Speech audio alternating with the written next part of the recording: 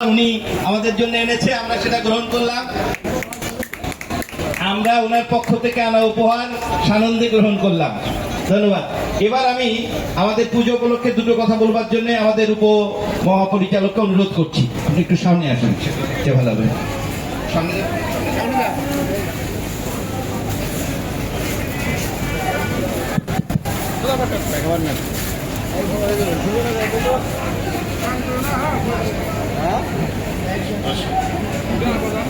উপস্থিত সনাতন সম্প্রদায়ের ভাই বোনেরা, আপনাদেরকে সালাম জানাচ্ছি। আমি এসেছি আপনাদের সাথে শারদীয় শুভেচ্ছা বিনিময় করার জন্য। আমি বাংলাদেশ আনসার ও ভিডিপির উপমহাপরিচালক রংপুর বিভাগের প্রধান। আমি দুটো কথা বলবো, আপনার একটু 2 মিনিট সময় দিবেন আমাকে। আমরা বাংলাদেশে যতগুলি বাহিনী আছে, আমাদের দায়িত্ব, আমাদের কর্তব্য জনগণকে সেবা দেওয়া, জনগণকে সহযোগিতা করা। বিভিন্ন উৎসবে আমরা আনসার ভিডিপি, পুলিশ, এই 2 বাহিনী বিশেষ করে আমরা আপনাদের সেবায় সবসময় নিয়োজিত থাকি। এই যে দুর্গাপূজা, শারদীয় উৎসব বছরে একবার আসে, এই সময়ে আমাদের নিরাপত্তা প্রদানের কাজটা খুব বেশি বেশি হয়। আমরা যারা একটু বাহিনীর উপরের দিকে আছি, আমরা বিভিন্ন জেলায় যাই, সেখানে গিয়ে সনাতন সম্প্রদায়ের ভাই বোনদের সাথে আমরা শারদীয় শুভেচ্ছা বিনিময় করি এবং এলাকার অবস্থা কি আমরা সেটাও দেখে থাকি।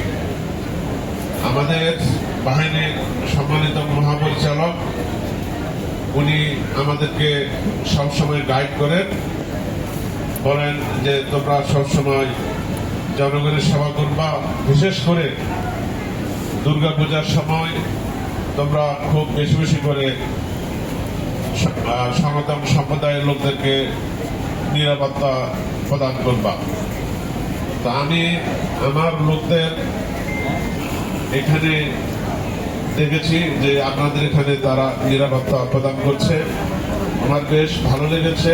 এই পূজা মণ্ডপে অনেক লোক এসেছে অঞ্জলি দেওয়ার জন্য বা পূজা দেখার জন্য, তাদেরকে দেখে আমার বেশ ভালো লেগেছে। এটা একটা বিরাট উৎসব। এখানে সবাই যে সনাতন সম্প্রদায়ের তাই নয়, বিভিন্ন ধর্মের লোকজন, আমি অবশ্যই জানি যে বিভিন্ন সম্প্রদায়ের লোকজন এখানে এসেছে। তো আপনাদের সবাইকে ধন্যবাদ জানাচ্ছি।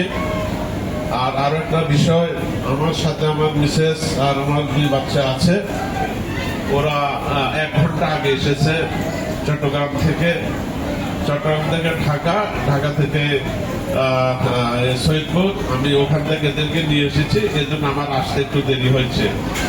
যাই হোক, যাদের উদ্যোগে এই সুন্দর এই যে পূজার আয়োজন করা হয়েছে, আমার খুব ভালো লেগেছে। আরেকটা কথা বলি, এটার উদ্যোক্তা শ্যামলী সিটি গ্রুপ।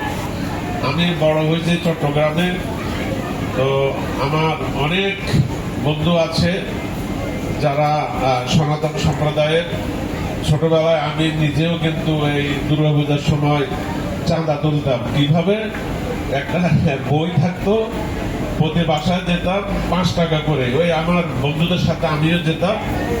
আমার এখন সেই কথাগুলো মনে পড়ছে। আমি আবারও বলবো যে